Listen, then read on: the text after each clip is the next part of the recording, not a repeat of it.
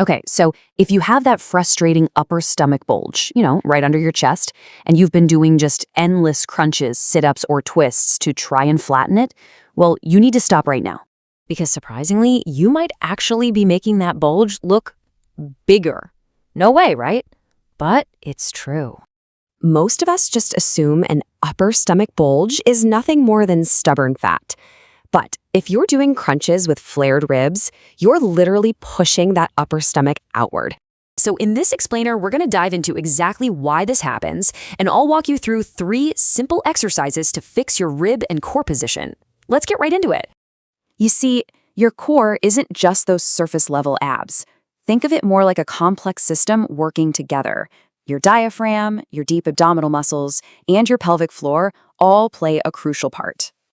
Now, when you sit slumped at a desk all day, which let's face it, most of us do, your lower ribs tend to shift forward and upward.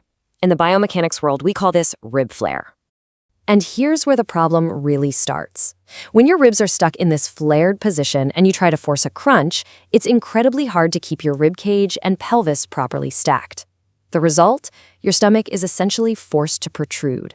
So instead of torturing yourself with more unhelpful ab exercises, we need to focus on 3 key things: controlling your breathing, realigning your rib position, and finding true core control. All right, exercise 1, the 360-degree exhale. Let's set up. You'll want to lie flat on your back, bend your knees, and keep your feet flat on the floor. Now, take both hands and gently place them right over your lower ribs so you can actually feel the movement. Next, take a deep breath in through your nose for about 3 seconds.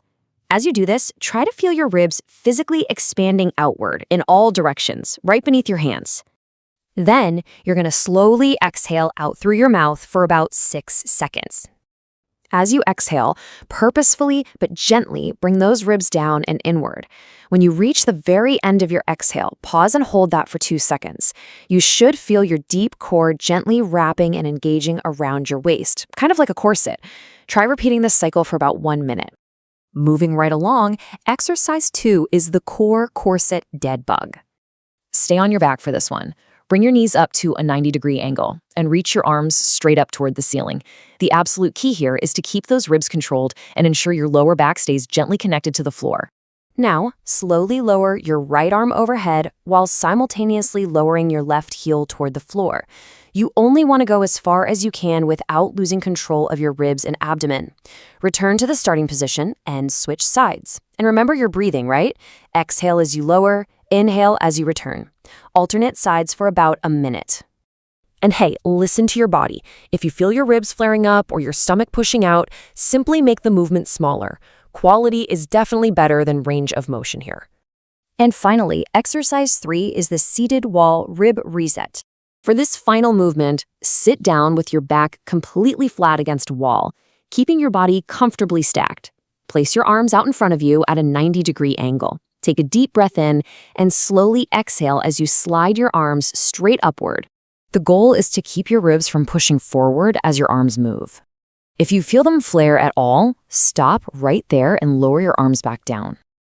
This is absolutely fantastic practice for maintaining better rib and pelvis control while you're sitting up and moving around in your daily life.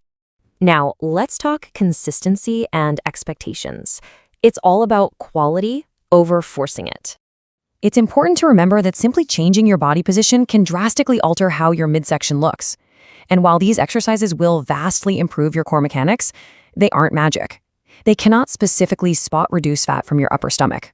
So, the next time you drop to the floor to grind out hundreds of crunches, ask yourself, are you actually strengthening your core, or are you just reinforcing poor mechanics that make your stomach bulge even worse?